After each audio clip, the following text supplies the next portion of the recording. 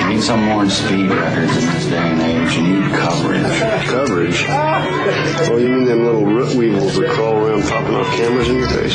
Those root weevils write history. Many of you know that quote by Jack Nicholson in A Few Good Men. You can't handle the truth. Well, you can, and Event Horizons will give you those truths. So when you're mad as hell and not going to take it anymore from that memorable CNN network, you'll know just what to do. We will draw you in and become your news addiction at Event Horizons. Join us Monday through Friday from 10 a.m. to noon Eastern Time at freedomslips.com. At Revolution Radio. Our world team members are Dennis Fetcho, John Ilias, David Dunger, Hyla Cass, MD, Melanie Bridgeton, Jim Mars, Paula Harris, John Trallo, Maria Payan, Christopher Husser, DODDS, Jonathan Orchard, and me, your anchor, Dr. Robin Falco. If you decide not to volunteer, it will not be held against you in any way. Sounds dangerous. It is. Very dangerous. Count me in. And that's right here at Revolution Radio, freedomslips.com, where information never sleeps. Enjoy your extra big-ass fries. You didn't give me no fries. I got an empty box. Would you like another? Extra big-ass fries. I said I didn't get any. Thank you. Your account has been charged. Your balance is 0. Please come back when you can afford to make a purchase. No. I'm sorry you're having Come trouble. on. My kids are starving.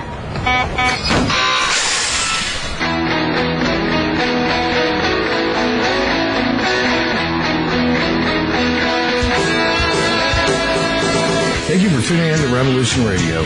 Here at Revolution Radio, we believe in freedom of ideas, freedom of speech, but above all, we believe in freedom of existence through self-reliance. This station is 100% listener-supported, and as a fundraising promotion, I have a kick-ass free gift for a $100 donation. 35,000 seeds. 25 years in the freezer. Long-term storable, 54 different varieties. So if food prices go crazy, the shit hits the fan, or if you just want to save tons of money every year by creating your own food like I do, grab our seed pack special. Just look for the banner on the homepage at freedomslips.com.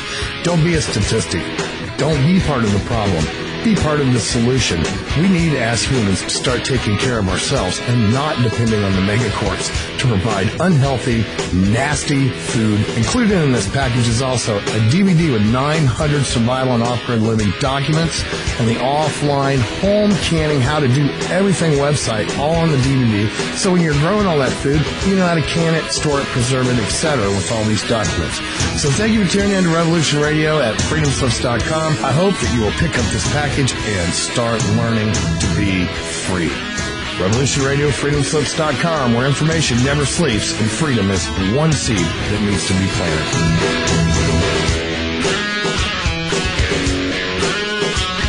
What we do in life, it goes in eternity.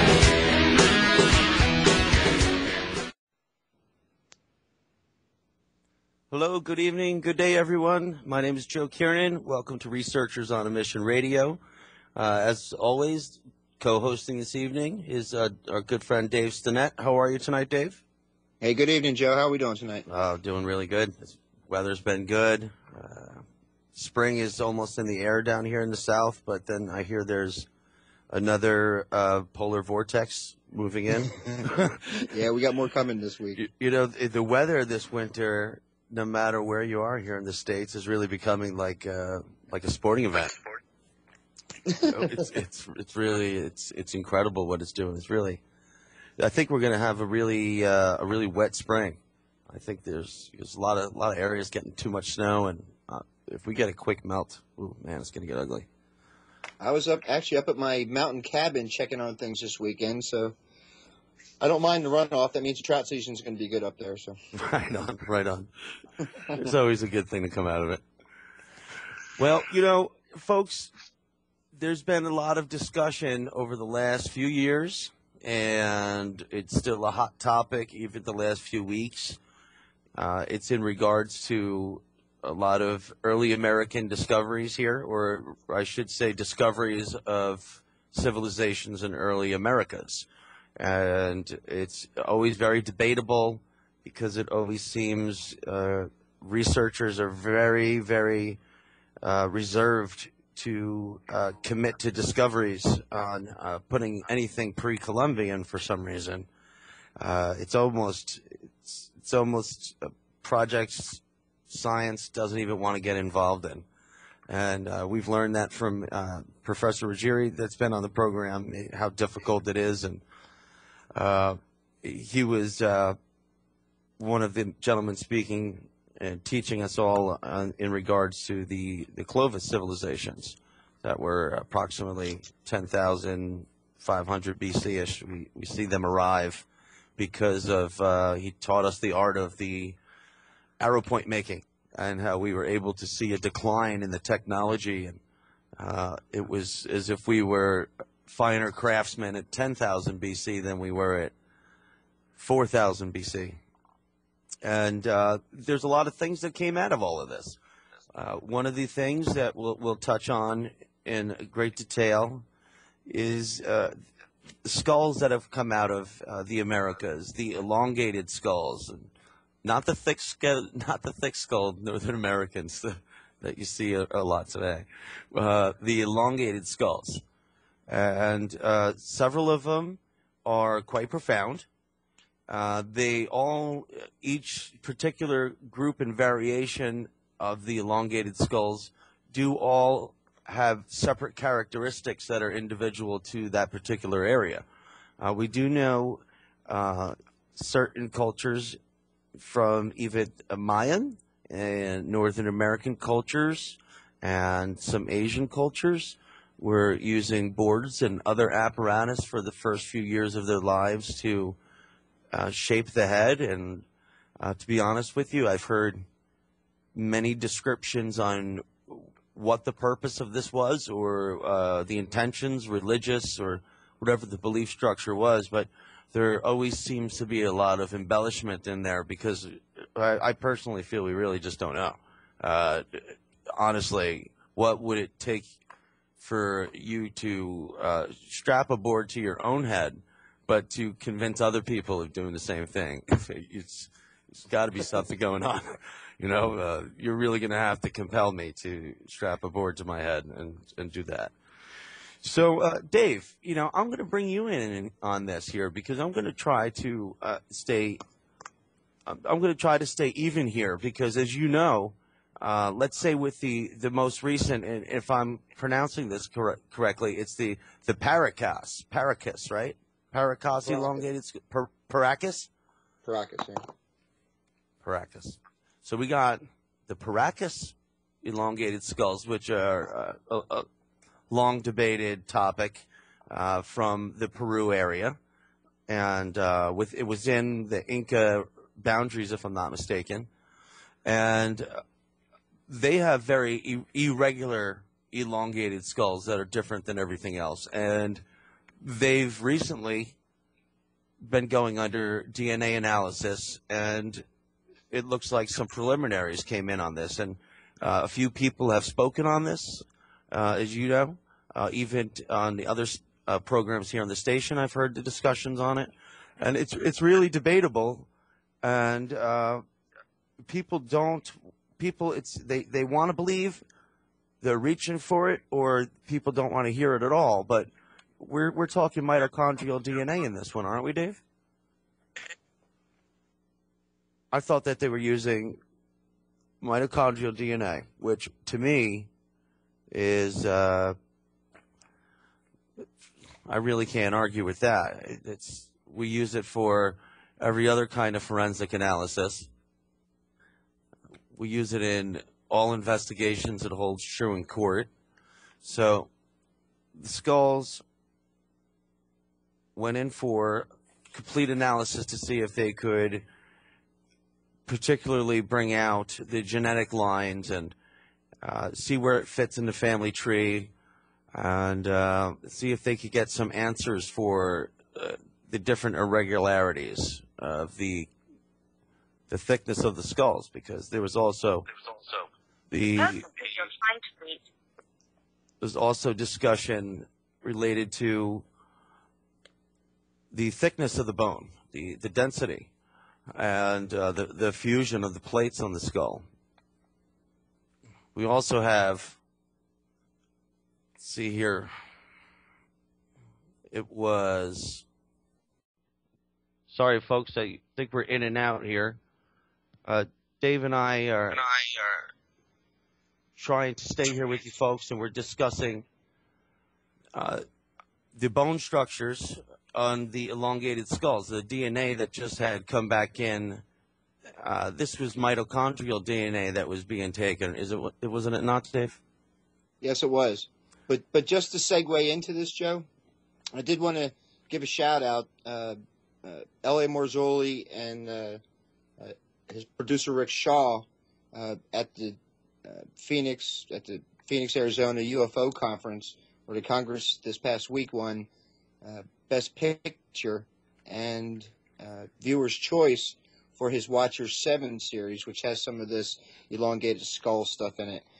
And L.A. Marzulli does it from a biblical perspective, so the fact that he, put that out there and the people dug it is really cool. But L.A. is one of the guys who's been down in Paracas with Brian Forrester, who's been studying these skulls. Now, back in Watcher 6, the whole DVD pretty much is them on the trail of what Marzulli is calling the Nephilim. So they actually go there, and they have some of these private collections, and some of them are the scientists and the anthropologists from local universities. But I think the big thing, because everybody always kind of throws the headboarding out. Now, they use headboards, but in this particular culture, they actually have samples of them that they found at these graveyards, were these kind of like woven head, bands of sorts. They did the same thing that the boarding did, except they didn't have to use a board. Now, I think the differential in these type of skulls, Joe, is when they do them to a human being, you can see the human skull, and you can see it's elongated, but you can see the seams in the skull. Now, a human has a frontal, two parietal, and the occipital, the back, and you can always see the stitching in between those. Now, with these particular skulls in Paracas, not only are they something like 30% larger than a human skull. Now, this human skull can only be stretched to what the total mass of the normal human skull is. These aren't them. These are pretty huge skulls. And the funny thing is about these skulls it's one complete bone mass. You don't see any stitching connecting the frontal and the parietals and the occipitals together. It's one complete bone mass. So that in itself, and when you see some of these, especially some of the ones in Watcher 6, it's some pretty stark looking skulls compared to the human skulls. Right. I was looking at them myself, and I was trying to grasp what they were speaking of in regards to the bone fusion. And I was taking a good look at it, and I was thinking, it really is such an odd bone shape on why it would form that way, whereas when I look at a normal human skull, I could understand why the different plates are, fused the way they are, just like looking at an empty earth. You could see all the tectonic plates. I can understand how, in order to make the curvature shapes, we need different plates. But, this skull, a lot of these plates were taking several different curves, and it's just really not a regular thing we see. Definitely not in bipedals. It's not normal. We usually have a lot more fusion going on. And it's funny because this week an article surfaced, and I think I shot it over to you, but they're actually starting to contemplate maybe there was a third human species, and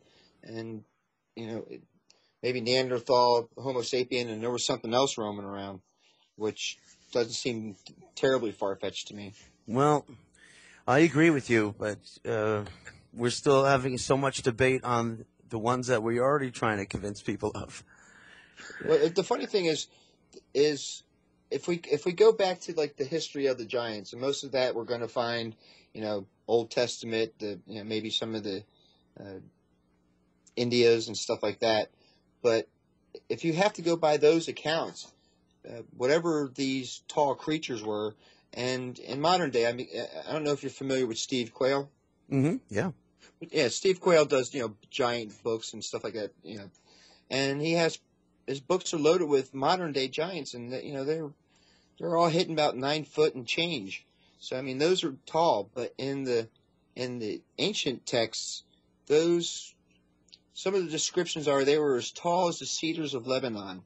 It's just we don't have the problem with this stuff is we don't have a fossil record for it, and I think by and large most of this stuff is pre-Diluvian. So that stuff may be hard to come by, no matter what, depending on what kind of silt layers we have. But they do have the museum down in Texas where somewhere's down, I think down near the Tigris, somebody had dug up a hip bone and he has it on display there. And a guy like you or me could walk underneath of the human that possessed this leg bone. So, but when the Israelites go into Canaan to conquer Canaan, they send the 12 spies out and they come back and they get one report saying, "Hey, there's Nephilim in the land, and we got to get out of here." And they look down on us like we were grasshoppers. So you got to figure whatever was in the land, and in biblical accounts, there's something like 36 different giant tribes. Right. I mean, it clearly states out that there were giants in that land, like as if you don't want to go over there. It's a bunch of giants over there. Are these skulls part of those giants? I don't know. It's kind of hard to fit what kind of. But now here's the big wrench that they threw in there was that the good thing of when I was happy to hear that they were using the mitochondrial DNA, that's fantastic. That means it was well preserved. We rarely get that from mummies in Egypt as well as they're preserved. Well, I know not all of them are, but on the finer ones, that's what we pray to get from their teeth. And apparently we had pretty good results acquiring mitochondrial DNA for this analysis. I think they took hair samples because the ones in Paracas. Now, the legends in North America are about the giant red-haired, six-fingered, six-toed giants. That's the American Indian. And they say that, when Indians in Hollywood put their hands up and say, how, that's actually Hollywood. But, in fact, it was a real practice because Indians would raise their hands up like that so they could count the number of fingers on your hand to make sure you weren't one of these guys. So you're this is new to me. Help me out here. There was early American redhead six fingers. Oh yeah. As a matter of fact, in Wild Bill Cody's autobiography, yeah, or is it Buffalo Bill? I think it's Buffalo Bill. But in his autobiography, he was going across the West, and he's with the Indians, and he's in camp one night, and the Indians bring in all these bones of these giants that they had killed, in times before, and they told a tale to Buffalo Bill of the six-fingered, six-toed giants, and that they could run alongside of a buffalo, grab the buffalo, rip its leg off, and eat it while continuing to run. Wow. So you have those accounts. David Hatcher Childress did one years ago, a case out in the Midwest where farmers were going into this cave to get bat guano for their fertilizer for their fields. And the Indians had told them, in days gone past, in ancient days, our ancestors killed giants, and they're in that cave.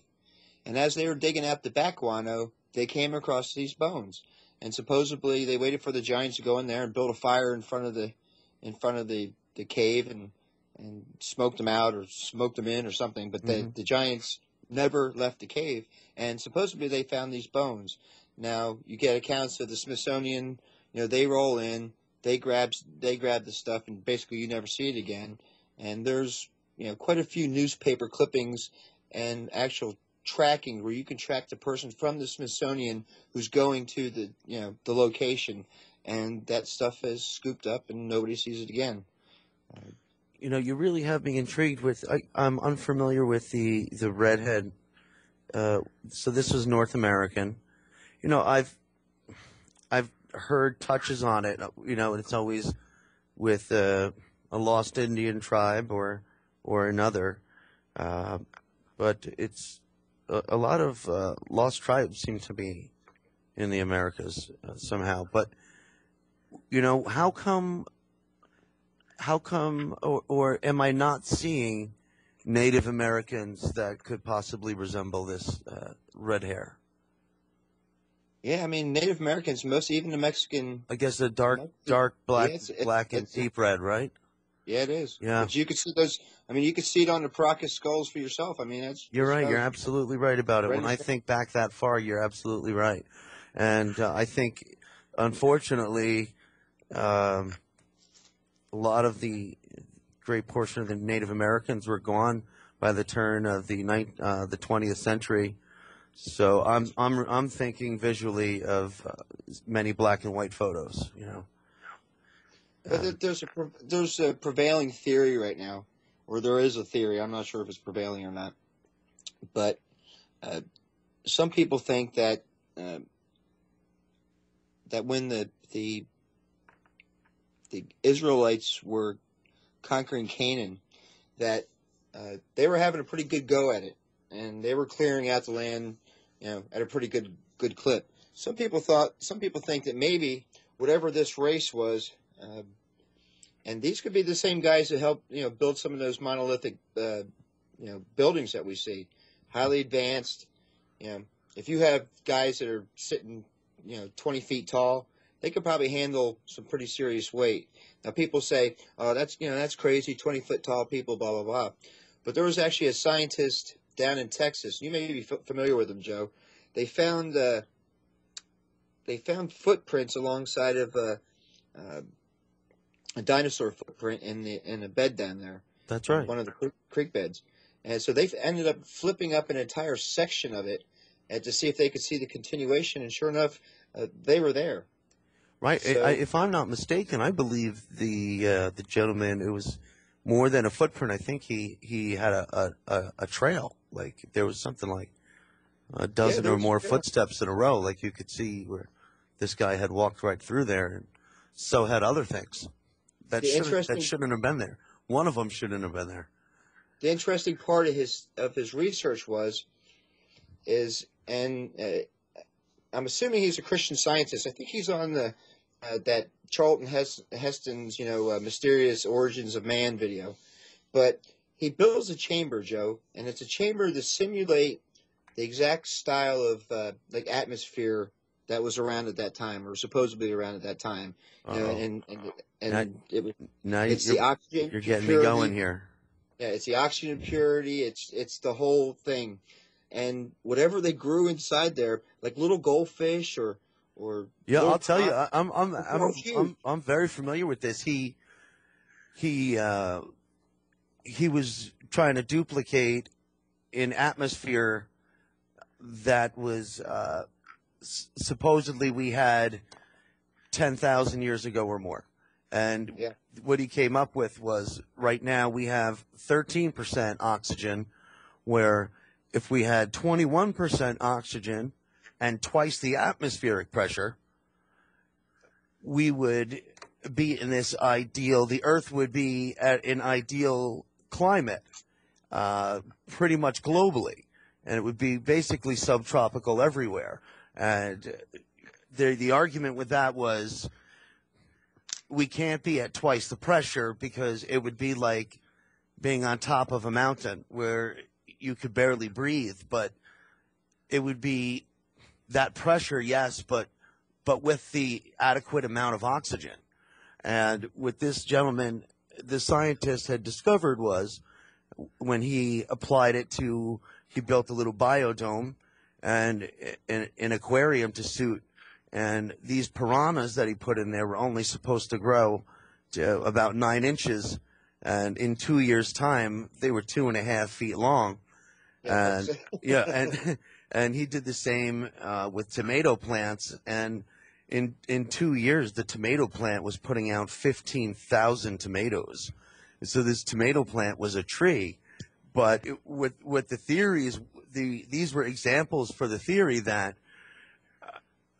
people would have been larger, everything would have been larger, because we have many large extinct reptiles and mammals that, in dinosaurs to suit, of course, that if they were alive today, they wouldn't be able to get enough oxygen in one breath to stay alive. They would, we need smaller lungs and larger nostrils to live today. And so I've always felt there's a good chance something happened around 10,000 BC, because 95% of our larger land mammals literally just dropped dead, in a blink of an eye. And if the air pressure was different, as proposed, animals could grow really large. Bugs could be, that's why a dragonfly could be 3 foot tall, 3 foot wide. I was listening to somebody this week, and he was saying people have to understand that the oil fields in Saudi Arabia, especially in the desert, the desert peninsulas, even here in the United States, in order to have those kinds of pools of oil, you have to have copious amounts of flora and fauna. So you got to figure that the Earth was there was a garden for all intent and purposes. I mean, evidently things were so lush here at one time that when we had the big cataclysm and big washout, all of that got covered up by silt and sand, and more silt and sand, and pressurized, and that became oil. Right. Well, he was talking like square inches. How much do you realize how much organic matter you'd have to have packed within a certain area in order to get these type of fields? And you start thinking about that, you're like, you're talking some serious growth, Serious amounts. I mean, and again, you're right, to concentrate it in that area, that they literally have an ocean of dead life. It's really what it is. But these guys who were putting all these theories together with the air pressure, Dave, and when that night was the Super Bowl and Tim and I were on the air, we were chatting about it just a little bit because I have been reading so much about it at the time.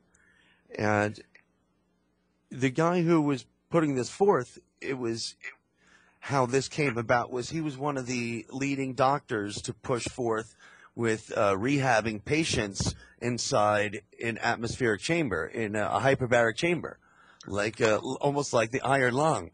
But Michael Jackson used to have one. Exactly. But this was different. This was you just really it was like it's the iron lung's cousin, because this one you went in the whole thing. You went in the chamber, and you put the pressure, the oxygen where it needs to be, and you spend an hour in there for treatment.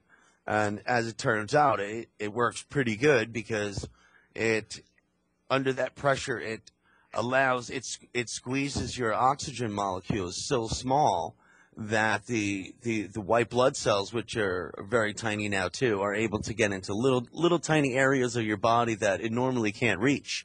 And oxygen's everything. So it's not only getting oxygen to places, it's giving twice the amount of oxygen into those little places. So actually, there's a lot of studies just this year that are hitting medical journals about the fantastic results in regards to autism. And I read an amazing medical report where this one lady's been going in this chamber with her daughter who has autism for some 3-4 years now, and she goes in there with her, and she sits in there, and incredible results. And this is the same. And I've spoken about this before, Dave, which always catches me on this was like a brontosaurus. If it were alive today, not only would it not be able to get enough oxygen within a breath to suit its body, but with our modern day pressure, it wouldn't be able to get any blood up to its brain. So we have so many animals. This is another reason why brontosaurus, they argue that it must have lived in water, because if it's in water, it will experience these pressures. And like a whale. Maybe whales dive deep to get that pressure. Maybe this is why 10,000 years ago, man had to go deep into caves, because going 50 feet underground is same as going 50 feet underwater. You know, the pressure increases down there too. Well, I actually heard it. I heard a theory. It was from one of the biblical crowd guys, and I had to kind of cock my eyebrow at it because it wasn't the craziest thing I'd heard. But through those old texts, they say at one point, and that's roughly around Noah's time, a little bit before maybe Jared's time, that all flesh had been corrupted. Something genetically messed with basically all the animal and human DNA on the planet, except for Noah. But some people think that whatever the civilization was beforehand, that they had actually tampered with the animals, and that the guys like Brontosaurus and all the plant eaters and stuff like that were the original creation ones, and that these things were the ones that created the Tyrannosaurus Rexes and the Velociraptors, because they're like, the little tiny arms on the T-Rex don't really make any sense. They don't really serve any purpose. They don't do anything. And we know that anything that's naturally created, everything has a purpose. I mean, on a human body, there's symmetry, left and right side. The Brontosaurus, the T-Rex looks like it was something that was created out of a tube, and it went really wrong. So that is one of those theories that are out there, and you're like, it's not the craziest thing I've ever heard, but possible, not probable.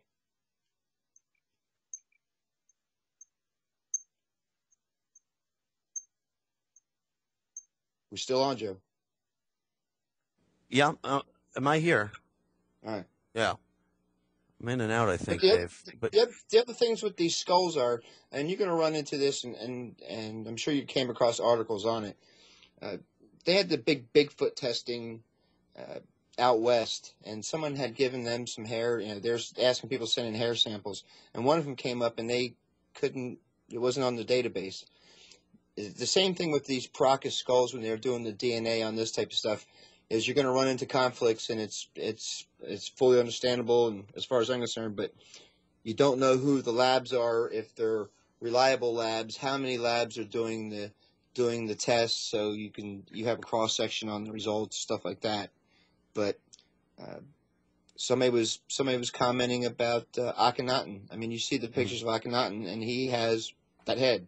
It's that big elongated head. Oh, he sure does. I won't argue that at all. Well, some people think that those pointy hats that the maidens used to wear and the kings used to wear, and jesters or whoever, the magicians and stuff like that, that was people stopped doing or at least Western man stopped doing the head molding stuff and started using the hats as that insignia instead of having to shape the skulls. But where I'm going to argue that as from the art point of view is this. And I always use this as a comparison for the arts on other things, Dave, is in Egypt for over 2,000 years, when they were drawing figures as we see them, whether left to right or we'd see a parade, we see them in their reliefs several lines high. But on each particular line, when they draw a figure, when they're going to paint a figure, they actually used to draw what looked like graph paper right over that spot. And this is how they would get their proportions right, is they would always draw 17 squares high is what they would use. And so depending on the scale of the wall, they would times it, double that, the size of each square, or 4 times the size, depending how big they need to make the figure. And then when I saw this applied to Akhenaten, it wouldn't have worked. So they would have had to completely change the way. For 2,000 years, they created each person in art under the same. Yeah, that's the same mold. And then this one figure they didn't. Yeah, that's the big separation line, because in dynasties prior to his, the artwork, it was like very square shoulders. The ruler was standing up above everybody, and he was commanding everybody and his subjects and the people he conquered.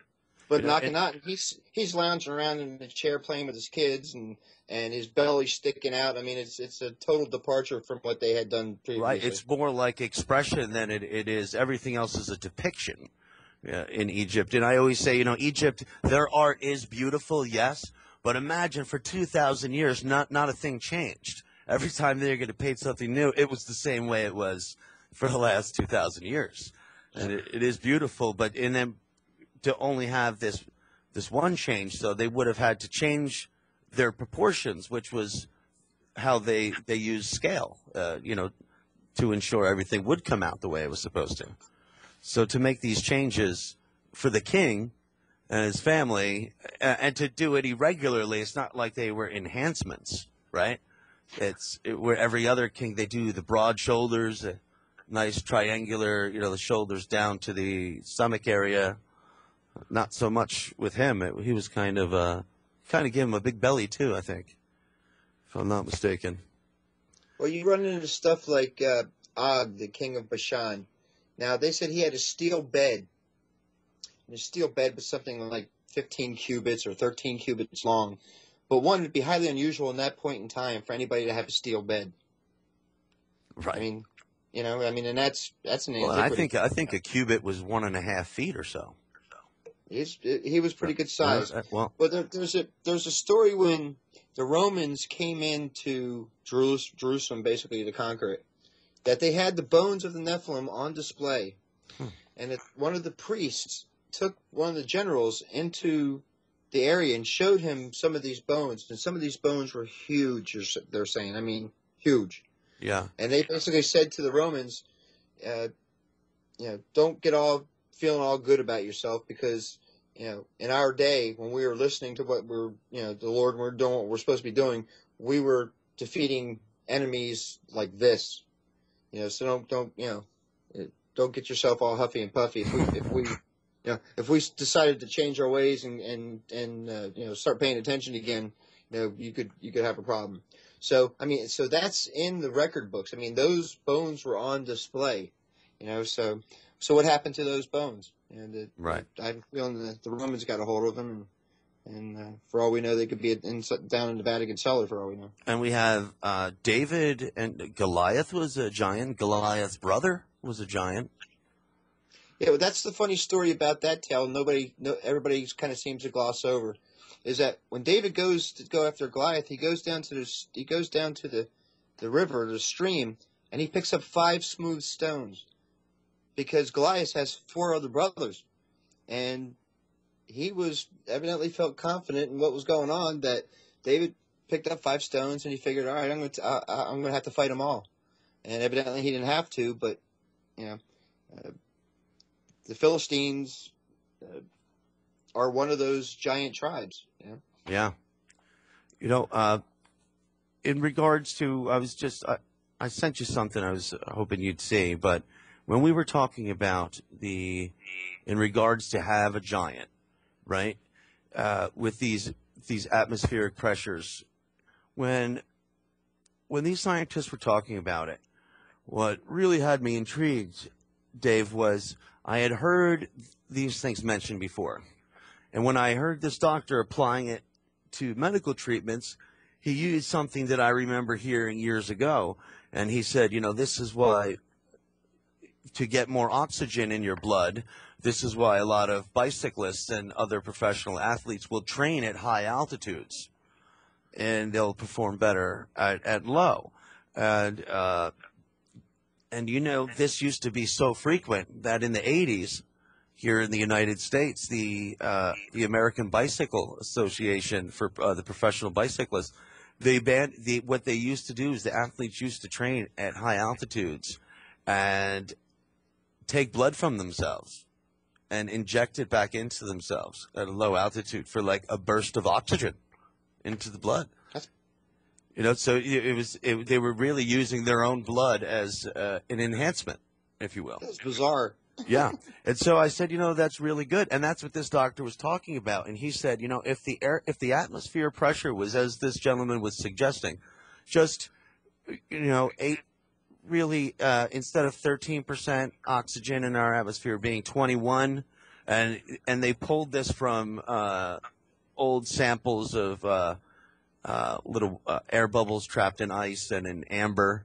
And what he found out was, and this was what really caught me, Dave, and it really got my attention, was he said, if the atmosphere and the oxygen were at these conditions, first of all, humans would be 9 to 12 feet tall. We would be able to lift enormous stones. We would be able to run 200 or 300 miles before we start getting tired. Because we would have the proper oxygen and the proper air pressure to get oxygen where it needs to. And then he said, if the oxygen and pressure was this way, 10,000 BC, all of these birds today that do not fly would fly, like ostriches, penguins. There's a whole bunch of different birds in New Zealand and Australia that don't fly, and they all say these birds just gave up flying at the end of the last ice age because they just figured out a way to survive without flying. Well, let's consider that maybe they did fly, and these are, we also lost a lot of birds that didn't make it, like the dodo bird and all these other birds that just didn't make it, the larger ones, and I guess a few of them took to land. Yeah, I don't see it being out of the realm. Yeah. No, me neither. But this is something I would like to. I would like to dream of a major research center or university doing something on that. But there's actually two other little details that I find fascinating. Is that in the Old Testament text they say that these giants were consuming the land, and somebody ran numbers. Some scientists ran caloric intake for somebody, say, who was 15 feet tall or something like that. And the caloric intake was something like, I don't know, like 50,000 calories or something crazy. And that's just to stand up. That's just to open your eyes and get up in the morning. That's not full throttle.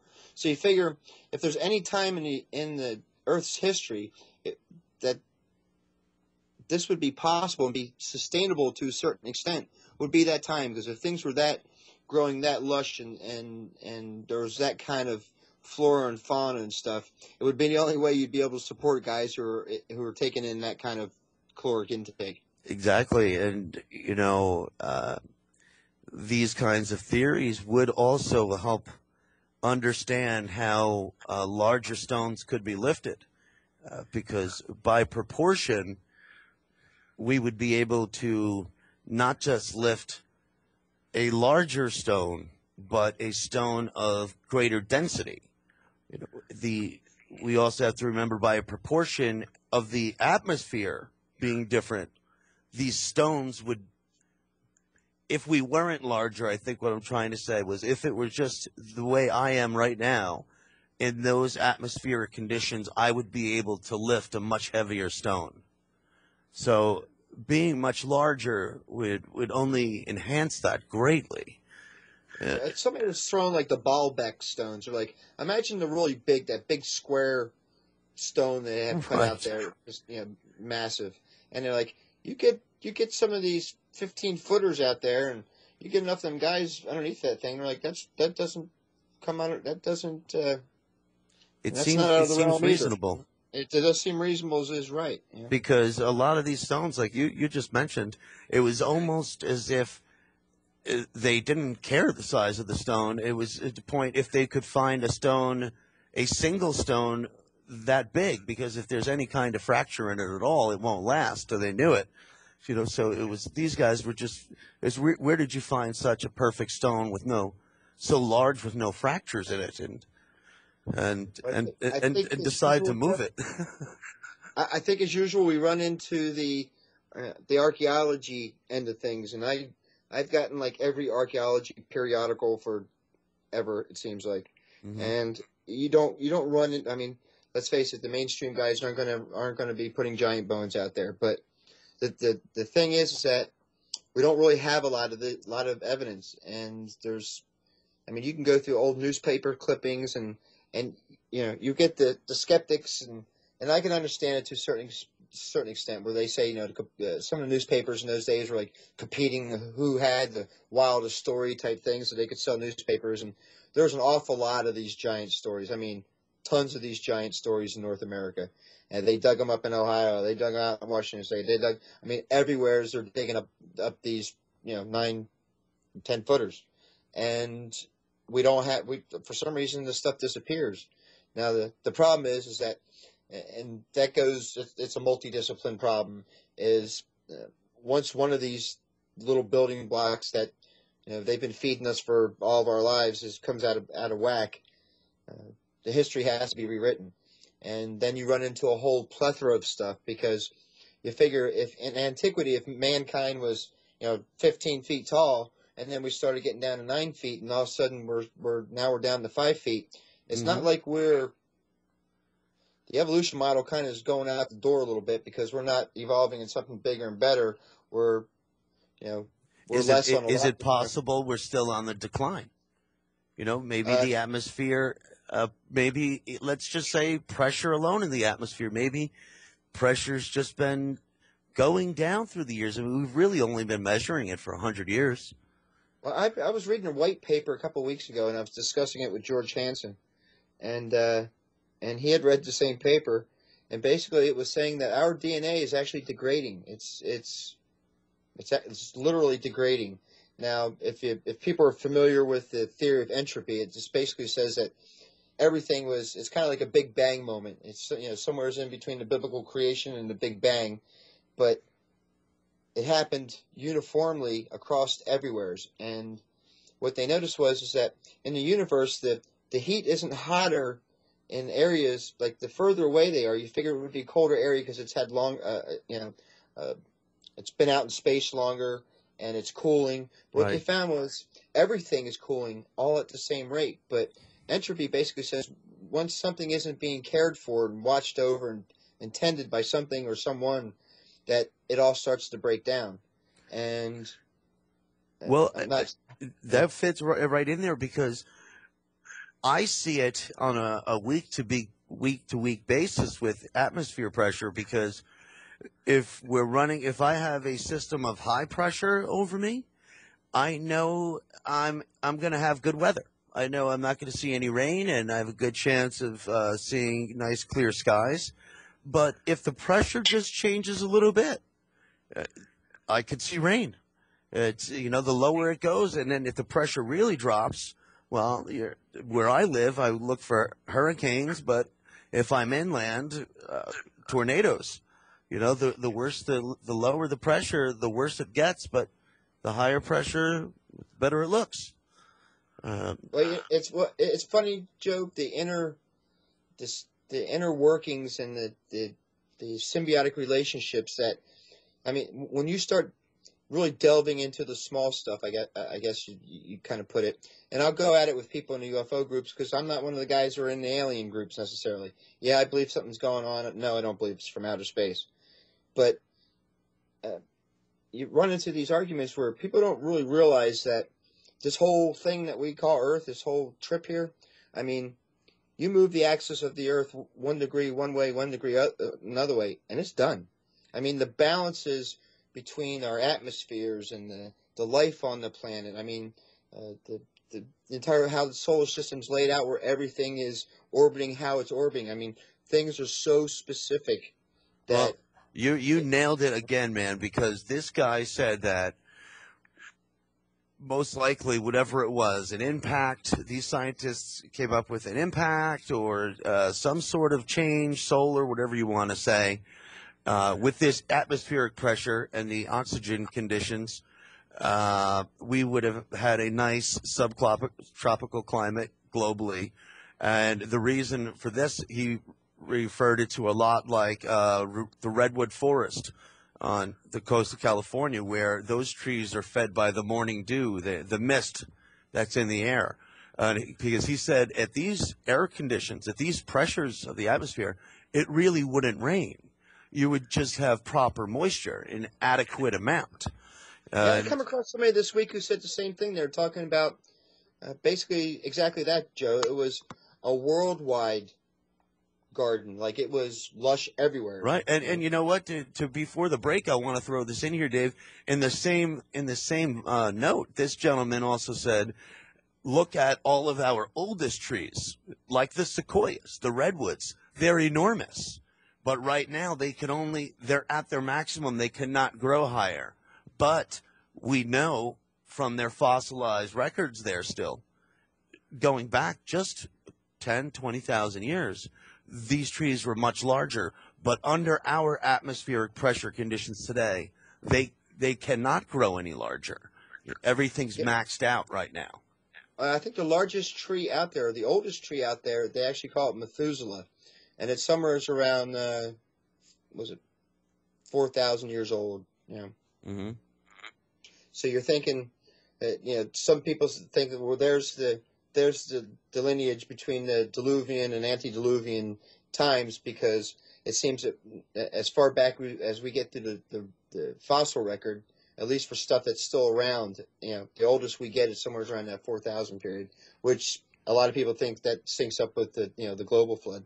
Well, I'm not shocked they found the Kennewick Man, the Clovis guy, on the west coast up near Oregon, because going by these guys, possible theories here is they're right. Obviously, these redwood trees, sequoias lasted. It looks like maybe on that side of the Rockies, things might have held up a little better, whereas on the opposite side is the plains and south, the desert into Arizona. You're right. I don't know. Maybe something did change, but we also know somewhere right around this time, it seems like a lot of humans were in caves, and as we're finding out, they really weren't dumb as cavemen as we know them. They were crafty people. As if they think the South American tribes or the Mayans and stuff like that, but when you get a chance, go take a look at Machu Picchu and go look at those buildings there. Those buildings are A-frames. That look like somebody could take medieval Europe and dumped it on the mountain. Oh my God, you're killing me. I'll tell you why, because what I've been reading on, it's almost like I'm waiting to see, in these Renaissance times here, I'm just waiting for the mention of someone to say, when we got over to Mexico, we went through the pyramids, we found out they were designing things with the same math we're using. I'm waiting for someone to say, hey, they're doing it just like us over there, guys. I'm waiting to see that. It's for some reason it's out of place. And you look at it, and you're like, wait a second, those are A-framed houses. I mean, it's done in stone, but my folks have like a 300-year-old colonial in Pennsylvania, down by Washington Crossings, and if you were to burn the place to the ground, that's exactly what it would look like, But again, if a big flood did come through, let's just say around this time of these guys are suggesting the atmosphere change. I guess all of this moisture in the air would come down, and I guess the only things left, if all of this water that we say, where's all this extra water come from here on the earth? If all of it did come down somehow and wash everything down, the only thing left would be these the larger stone structures that we have. You and I were kind of bumping on this a little bit, but they talk about, at least in the flood myth, is that the fountains of the earth came up, water came up out of the earth itself, but it also talks about the firmament. Mm-hmm. Some people think that maybe there was a water canopy over us once upon a time, which when you're saying that we have a world garden basically, and it's a terrarium, and we don't really have rain, that's exactly, you'd get like a right. I mean, it's a tough one. Mist above everything. We're gonna head into a break here in a minute, but you're right. That's why I had mentioned it, and it is a tough one. But in all reality, whoever you ask about the firmament, you're gonna get different ideas. But if water was up there, we'll come back to it, folks. So I'm gonna leave you all hanging. Come back and join us in a few minutes, and we're gonna have Dave beat me up on the facts. See you in a few minutes.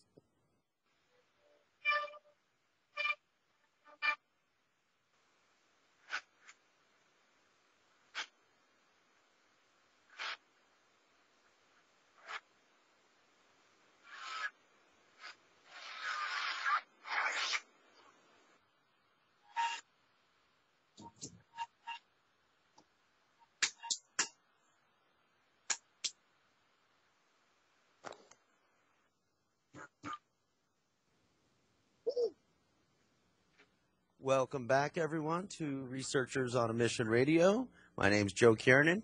Dave Sinet's also a host of the program, and we are discussing several early topics in American history, human history, civilization of humans, period. Before I do return into the topic, folks, I would like to remind everyone that we are the world's largest listener-supported radio here at freedomslips.com and Revolution Radio. I'd like to encourage everyone to go over to freedomslips.com, check things out a little bit, hop in the chat room. We have Studio A and Studio B. You could find scheduling for both studios there. You'll find many different programs covering many different topics, and really find your way to the chat room. I really do encourage it. You find a lot of interesting conversations and some really good people. You'd be really surprised. Go ahead, Dave. Yeah, I'd like to hear more questions coming from the chat room. It'd be nice to have it be a little more interactive. I agree. And also, folks, I encourage you to support us here at freedomslips.com. We have a donation button. If you could please kindly make a donation, if you enjoy the programming for that time slot or for the day, drop $1 or $2 in, or $10 or whatever it may be. But I also like to promote real fast, Dave, if I can, the Jumbo Emergency Survival Seed Pack that we spoke about a few times, and I've left it out a few times. But yeah, I was looking at them yesterday. As a matter of I'll fact. tell you, 25 years in the freezer. That's incredible. And these are non-GMO seeds. You see that, folks? They'll last and they're good for you. And if you really need a guide on how to grow them with your soil and water, there are cultivation and irrigation manuals and guides, and you'll get all kinds of seeds to help you just really get going. God forbid you really need to start fresh. All joking aside, folks, it really does come with over 20,000 seeds. You'll get all the proper vegetables you need, the ones your kids like and don't like. However, you'll get a bunch of really good seeds that are great for replenishing you with even more seeds the following season. So it's a really great deal. It's a donation to the station as well. You get over 34,000 seeds, non-GMO seeds. You get everything you need for a medical guide and how to survive in the wilderness, some bug-out bags and communications. You could even learn something while you're at it, folks. If you lose things for a little bit, you could even learn the Morse code. It's a wonderful invention.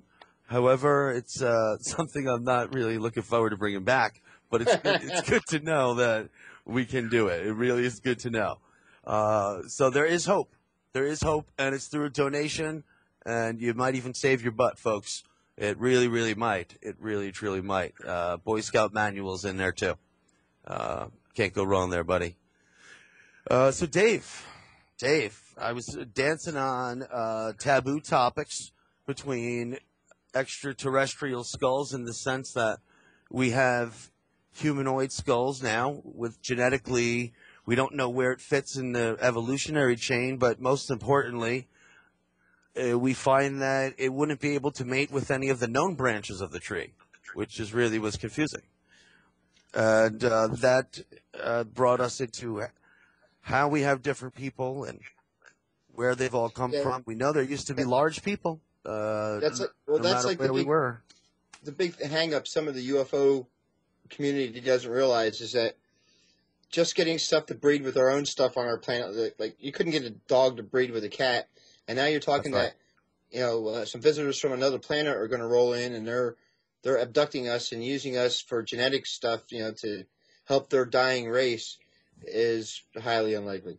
So if it was generated on this planet, you need something from this planet. If you brought something from outside this planet to mate with us, it would be like putting a cat with a dog. So people need to expand their horizons on some of the heavy science stuff, because it helps take a lot of the stuff that we maybe currently believe in off the table so we can get down to the real crux of the matter. Well said, because I agree there's just as many fascinating and miracle things happening here on Earth that people don't even notice. And, a lot of these incredible things that are happening, maybe we can focus on some of them, because with what you just said in the sense of abductions, is there really are just right here in front of us so many different species. And the thing with a species is we can't interbreed.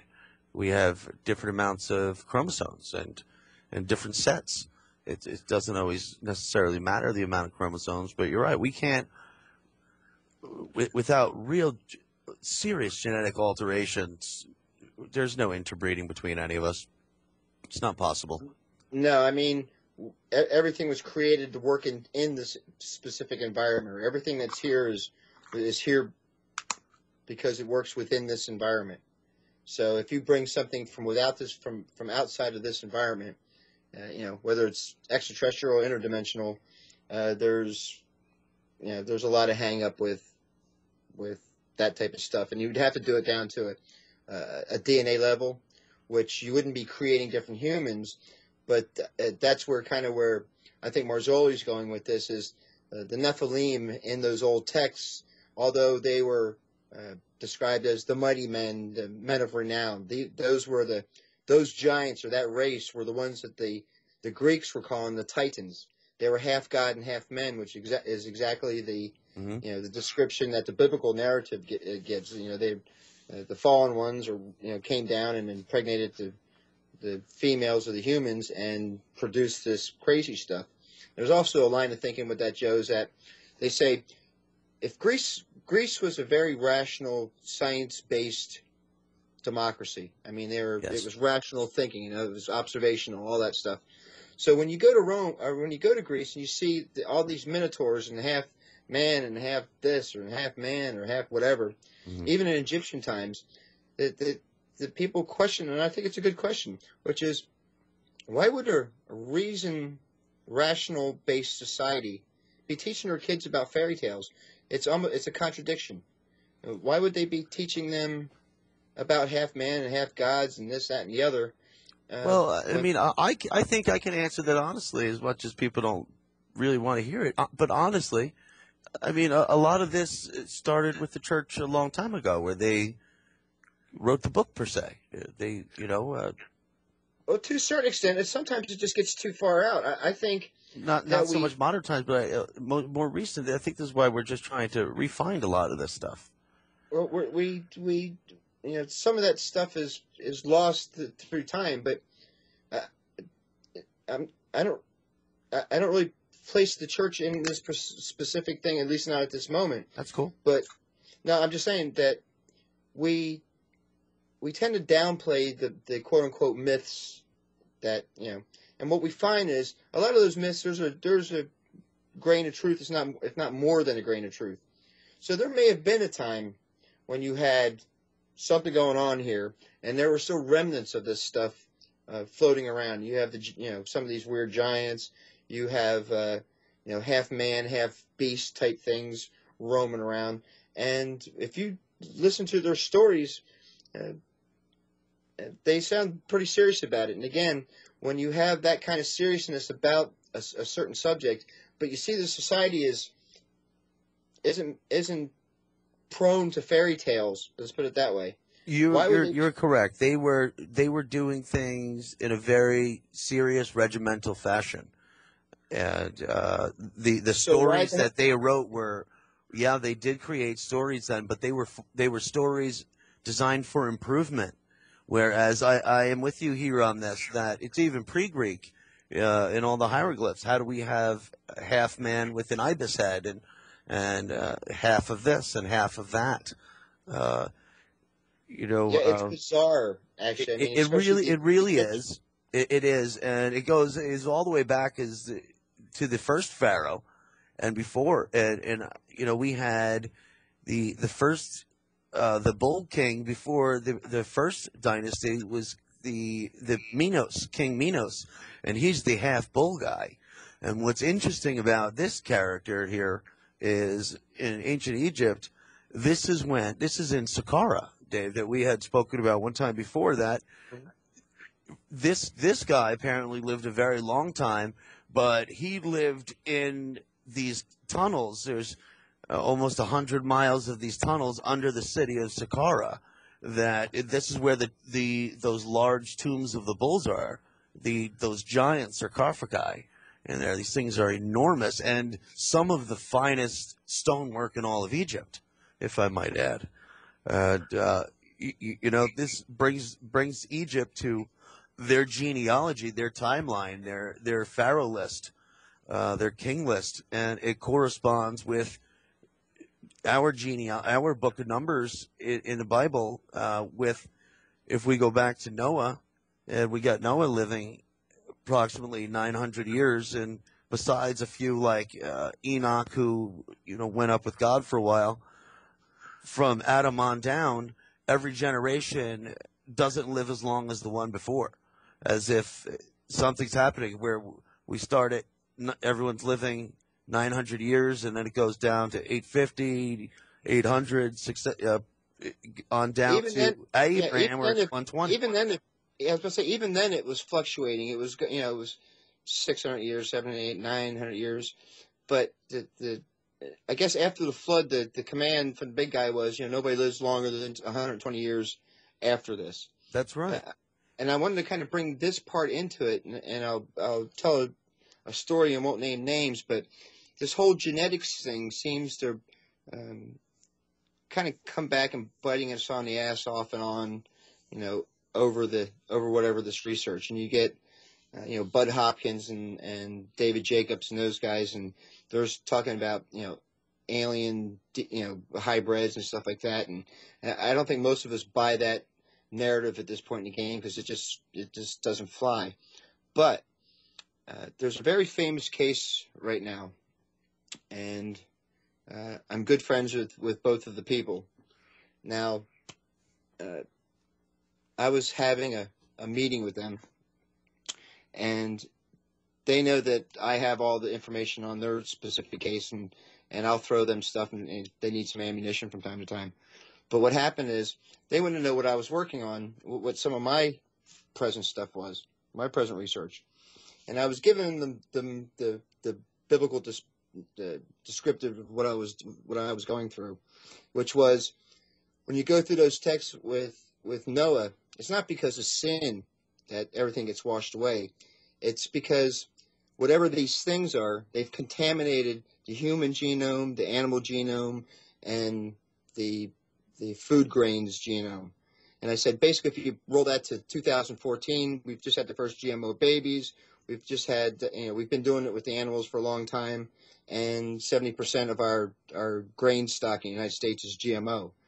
And the reason Noah didn't get taken was because in the Hebrew, it's called Tamim. It means he's blemishless. It's something about his genealogy, and he was perfect in his generations. Mm-hmm. The narrative on that one isn't necessarily a sin-based thing. It's because whatever was going on then, he hadn't been contaminated by it.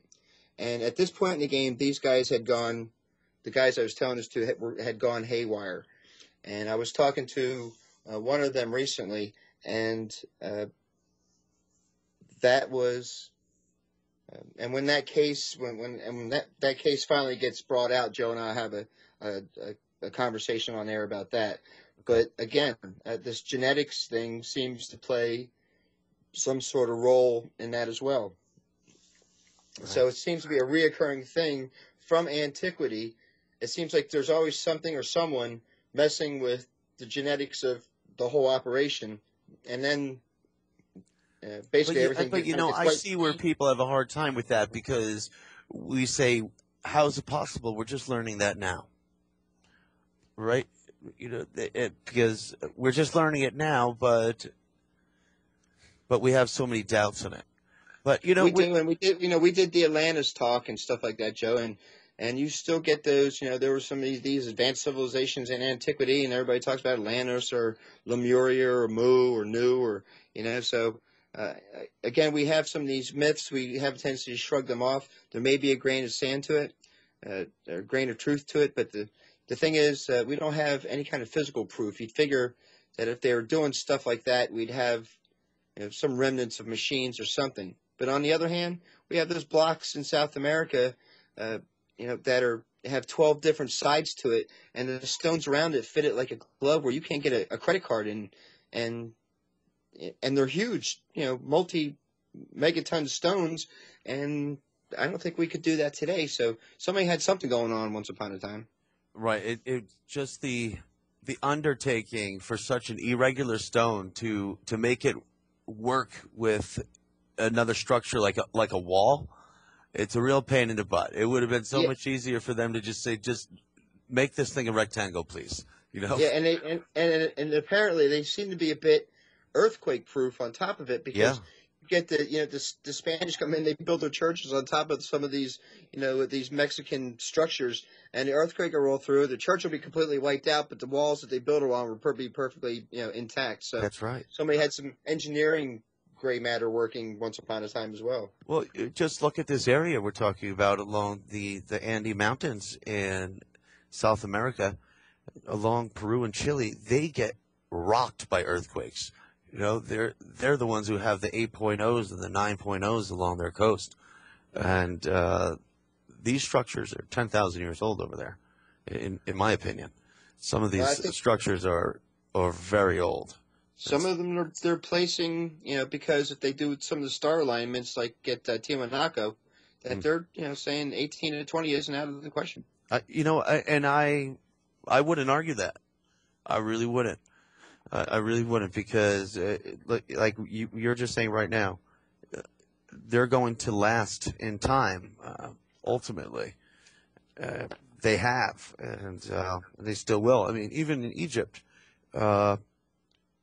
Egypt gets earthquakes. Look at the lighthouse in Alexandria. That thing went down, and this is in a time of great builders. These are Alexandria when that thing was flourishing.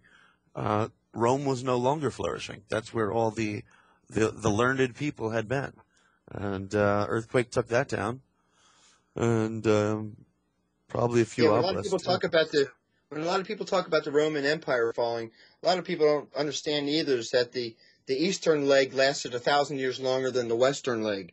So that's a very good point. Yeah. And I think I wanted to, let's see how much time we got before I jump over to it. There are a few other real interesting things, man.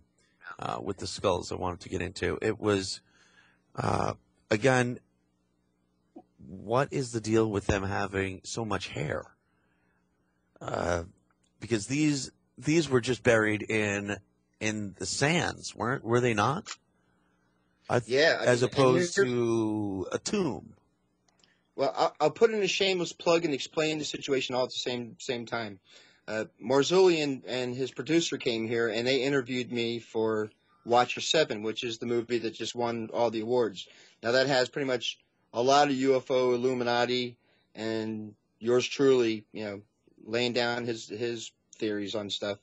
But when they were there, Richard was saying that and they have it on Watcher 6, but there's the Giant's graveyard. And it was being excavated like up to 1964 or 65, and then they shut the whole site down. But Richard had a lens that you could film over a mile away and get right up on top of it, and he was filming that area.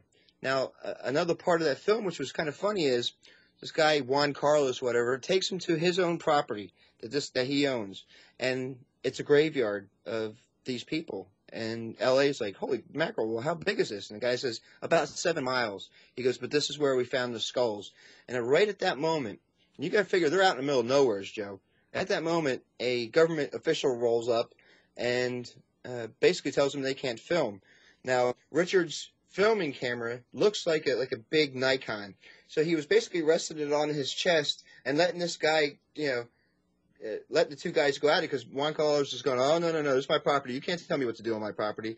So he's filming this whole exchange, and then finally he goes away, but they did say he came back later and apologized. But you start wondering, somebody must know something, or it's sensitive somewhere along the line, because here are these guys out in the middle of nowhere. Nobody should even know that they're there. And then all of a sudden a state official rolls in and tells them they can't do what they're doing. So, Well, we have the same problem with every time there's a Clovis discovery here in North America. For everyone at home, there's an early group of people here in North America known as the Clovis people. They kind of appear to us at the end of the last ice age, around 10,500 BC, and we really don't know too much about them after that because, as American history tells us, we really don't look into it too much. But they used to be smart people in the sense of technology, and it seems like as time went on, they kind of just lost their way, per se. You had the mound builders of Ohio and groups like that, and well, with this Clovis side, he was another one where why is it when we take these old graves, these historical sites that should be preserved landmark as far as I'm concerned, like the Kennewick man, it's so old, why do you quickly throw him back in the ground, cover it back over with soil, put a cement slab over it, and then put more dirt on it and turn it into an orchard? There's clearly things of interest in that spot under there. I don't know why you have to seal it over with cement like that. And it's not an isolated thing. That's far from isolated. And I find myself, it's a double-edged sword. I find myself, I think personally for me, if it was 3,000 years down the road and somebody ended up digging up either one of our bones, I'm not those bones. And if you can learn something about my time period and add to the knowledge base, that's fine. But, you have groups like the American Indians, and it's sacred land and sacred bones, and everybody's got their own little spin on it. So you do have to be sensitive to those things. I mean, I think you and I were talking about repatriation of some of the Egyptian artifacts from, say, Germany and whatnot, because a lot of these countries went in, in the 1800s, and they grabbed a lot of stuff. I mean, they were taking walls and everything from temples and the whole schmear. Well, I wasn't even aware they took an obelisk to New York. I wasn't aware of that. You had told us about that last week. Yeah, and I also found out in the 1830s, approximately, a little before the obelisk, but Manhattan is on the Hudson River, and the Hudson River goes north of Manhattan, and that area, once you get into the hills, once you pass the Indian Point power plant, which is known of having activity years ago, but UFOs, once you go around the bend in the river right there, Dave, you're now in the Hudson Valley. That's Hudson Valley, New York. And I found in the 1830s, there's an island there in the Hudson Valley that they were importing Mayan artifacts and structures and monuments and putting them all over this island. Really? Yeah. And they were on this island for, I put it on my Facebook page if you want to take a look at it. And they were on this island for about 80 years until the family that was residing on the island abandoned ship, per se. And they donated all the artifacts to the Natural History Museum in New York, where they reside and are on display today. And I didn't even know that. What an undertaking, because in the 1830s, that 50 miles north of New York City, you're in you're in a land of Indians in 1830. You're not in a civilized area. You're in the middle of nowhere on an island, bringing in Mayan artifacts. It's pretty incredible, if you ask me. Just what I found it funny with the Procus skulls, because in Watchers 6, they're going around to individuals, and these people who have these skulls in private collections. So some of these skulls nobody's ever even seen before. And I think when they went to see the actual one, the Museum of Procus, who has the skulls out there, for everybody to see, the first time in Watchers 6, I think, when they rolled up, the entire display was gone. And they're like, oh yeah, we're revamping it or something to that effect. So you didn't know whether they pulled they got told to pull it or whatnot. But evidently, when they went back this past time, and I think LA's due to fly out tonight, or he flew out yesterday, back out to Procus. I'm very interested to know, and I'll ask you another time. You kind of hinted at that you might be working on some old biblical texts. You kind of hinted at that, no? Yeah, I'm always. I might be stretching it too. I know. Yeah. I'm interested because I got my nose deep in an old one too, and I'll tell you, the only thing I've been telling myself for 3 days is I wish I knew how to speak, or more importantly, read Old Greek. My goodness. Well, what drives me crazy is once upon a time that those texts were part of our regular everyday learning, and it was probably a good reason for it, because I find that it's at this point in our time in history, I think it's important to know what that says, because I think once you get into it, and I study through Koinonia House with Chuck Missler, so Chuck does it from a scientific, more of a physics kind of background, and when you have that kind of teacher, and he's right, the more you understand about physics and quantum theory and stuff like that, the easier that stuff reads. And I'll pop it on people like from time to time. I'm like, do you know when the first dimensional model, how many dimensions we have, was written? And they'll say no. And I said, well, it was written by Nachmanides in the 1300s. And he wrote a scientific white paper of our present day model that we've spent billions with super colliders coming up with.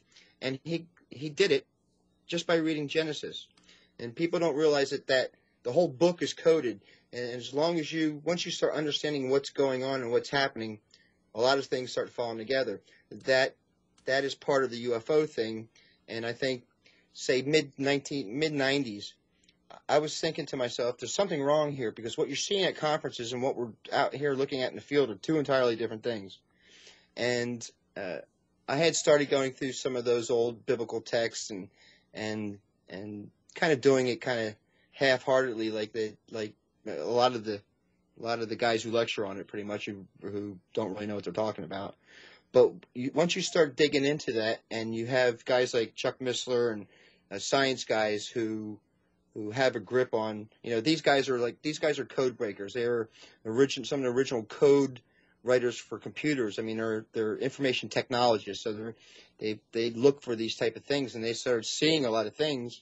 And I think within the past 4 years or so, they had the Bible codes, and they put in a white paper for it, and there was a vicious debate. But after 6 years, they accepted it, and that's on one of the like small potato aspects of the coding that's there.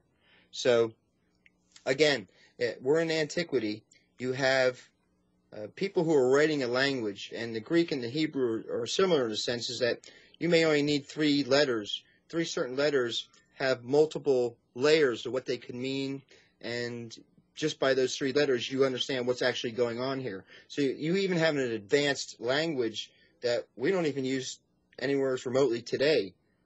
Yeah, being developed in antiquity. So when they say our ancestors were idiots, they couldn't have been too bad idiots, because they're kind of coming up with languages. The Greeks and the Hebrews, I mean, those are just two of the ones that I'm familiar with by and large, where the language is very precise, and translation wise, I mean, that's why most of the biblical scholars go to the Septuagint, the Greek version, because the Greek is very specific. When it says angels, it means angels. When it says demons, it means demons. It's incredible you say that, because that's exactly what I'm trying to read right now.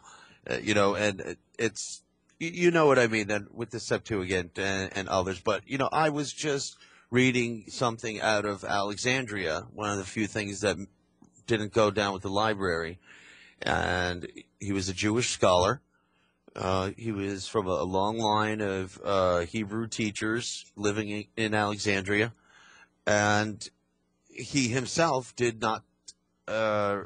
He was not able to write in Hebrew, but he went on to explain how the Septuagint is acceptable for the Hebrews because the two languages are mathematically based, and the way they could use the wordplay, they're not defined, they're not finite explanations, and he was basically just going on to say that it's to the Jews it was completely unacceptable form of their text, even though it was in the Greek language, which shocked me because I was always told it was they didn't like it being in Greek, and it's really not what I was really seeing. I was about to say they got lucky, I think, for that time in history, for there to be a language like Greek in which to do it.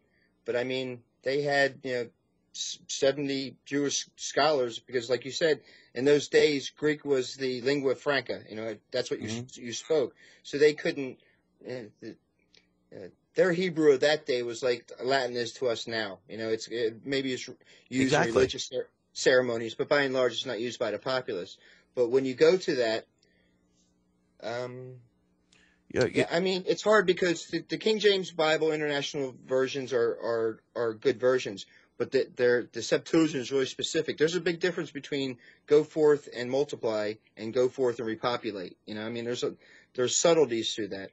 And then you get to the people, and I was having a little talk tonight with somebody, and they talk about translations and this, that, and the other, and it's just like the translations. Nobody has problems with translations. Everybody wants to interpret it, in the way they want to interpret it, but it's to be read and meant exactly the way it is. And the thing is that they're very specific. They're very specific, and that's kind of why guys like me kind of got off the alien bandwagon, because we're like, whatever this is, it's something else. It's not aliens. So we started saying, well, what kind of book deals with deceptions and crazy stuff? And we go to the guidebook of the supernatural, i.e. the Old New Testament, and it's chock full of the same stuff. As a matter of fact, I'm reading Wonders in the Sky from Jacques Vallée right now. Mm-hmm. I'm just kind of tagging. I'm just about done with it, but just tagging all the stuff that has correlations. And the stuff in there is the same stuff that you're reading in those biblical texts. Right. So it's the same stuff. And the bizarre thing about it, Joe, I was talking to somebody about this, is that there's a lot of accounts. Like, you could forgive one or two accounts, but there's like multiple accounts, and they're, say, 1800s, 1600s, 1500s, and they're talking, there's full armored individuals, having at it, in a war in the sky, and the townspeople are sitting there watching these guys with swords and spears go at it, and you're like, that's bizarre.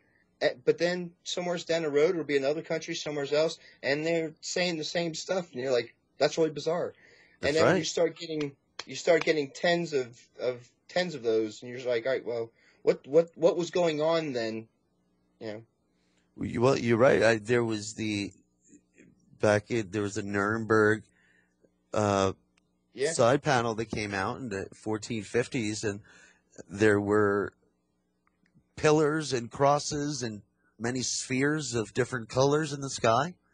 There was a war between them. It was a battle that lasted for several hours, and it was a couple things came down to the ground and crashed, but it was going on so long that the townspeople were able to start rooting for sides. They were able to tell who was winning and who they were rooting for a comeback.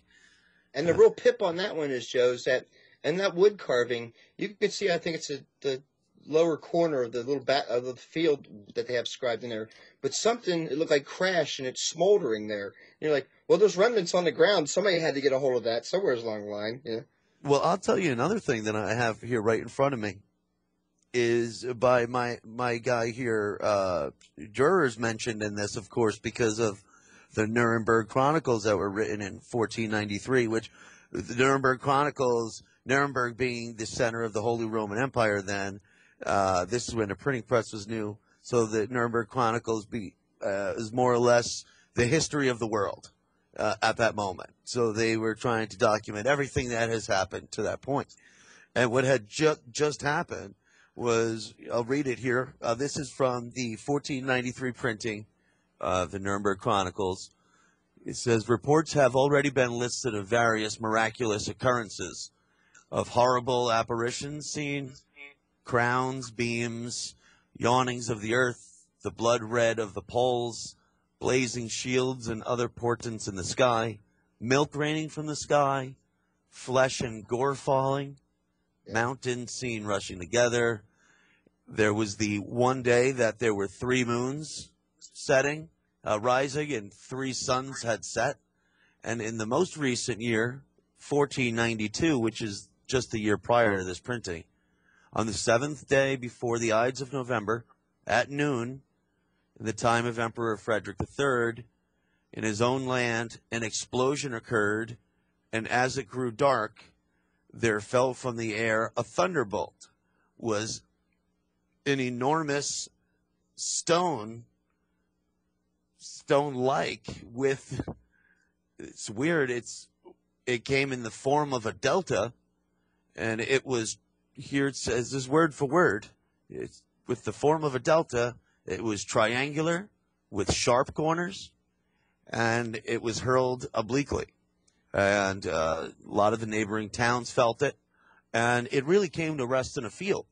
So if something this big, meteor-like, it would have left extreme damage, because they went on to say that they recovered this thing. They went on to recover this thing, and they said it was half of it was buried in the ground, about 1.5 meters. Was the lowest point of it, but the top half of it was sticking out of the ground. And again, these are times that these people are very keen on things. They know comets.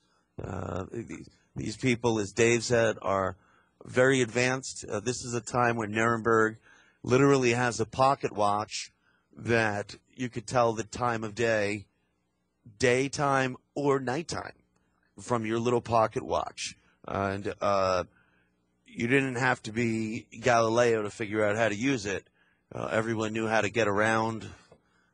There was just a lot of old knowledge, again, here that's kind of withered away, because these people were keen to what was going on, and newsprints were very common, daily, weekly in some publications in many different cities.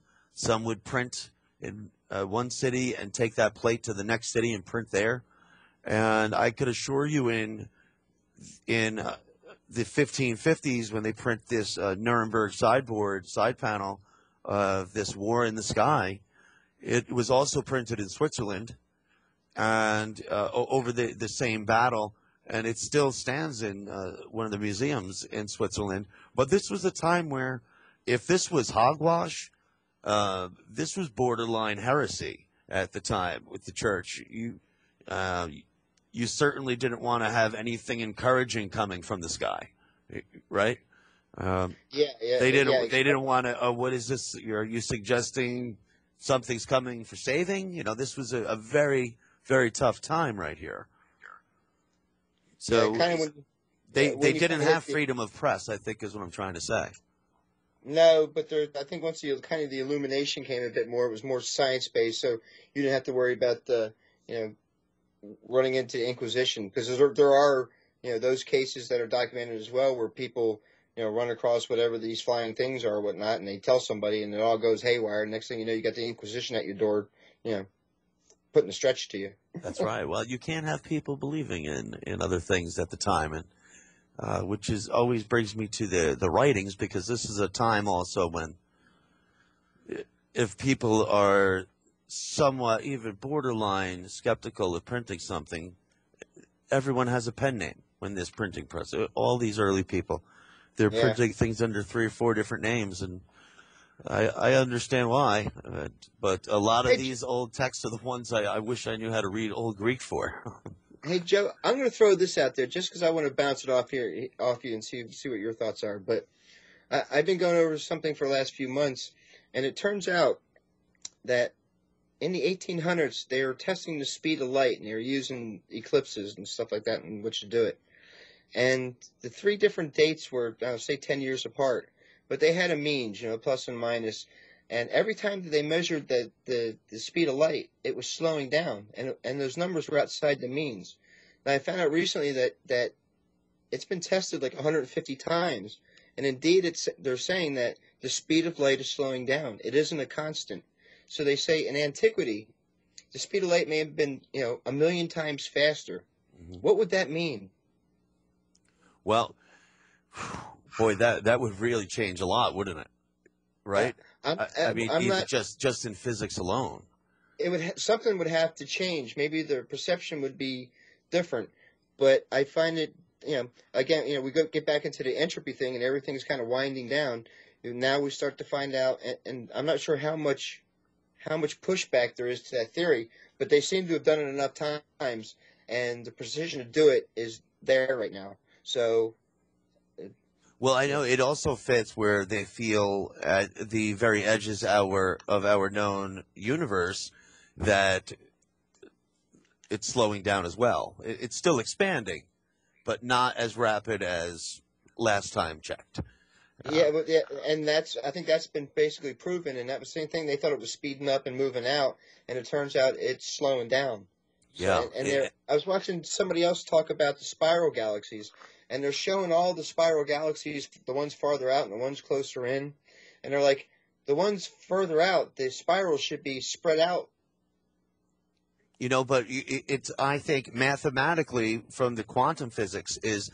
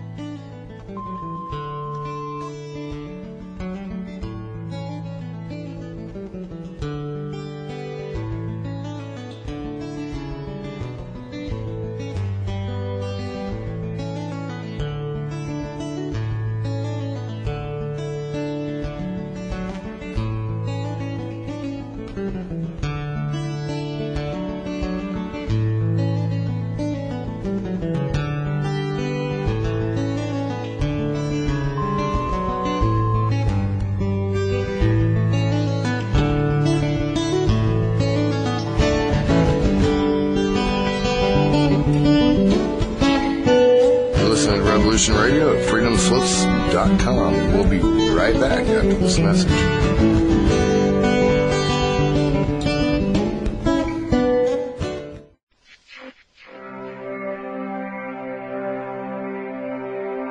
Most guys freeze.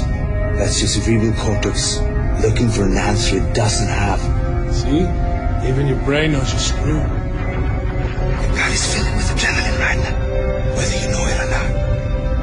Your heart's beating fast. It's getting a little harder to breathe. The neurobiological system is telling it to run, but your knees are too weak to move. Fear is not real. The only place that fear can exist is in our thoughts of the future. It is a product of our imagination, causing us to fear things that do not at present and may not ever exist. That is near insanity. Do not misunderstand me. Danger is very real, but fear is a choice. We are all telling ourselves a story. You're listening to Revolution Radio at freedomslips.com. 100% listener-supported radio. Reporting to danger. Unafraid. Right here, where information never sleeps. Revolution Radio.